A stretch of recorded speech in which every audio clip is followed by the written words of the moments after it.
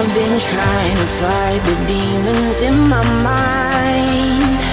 I'll prevail with every battle if I'm right. Guess my aim was off, the target's out of sight. Would I be better if I left it all behind? 'Cause we can fight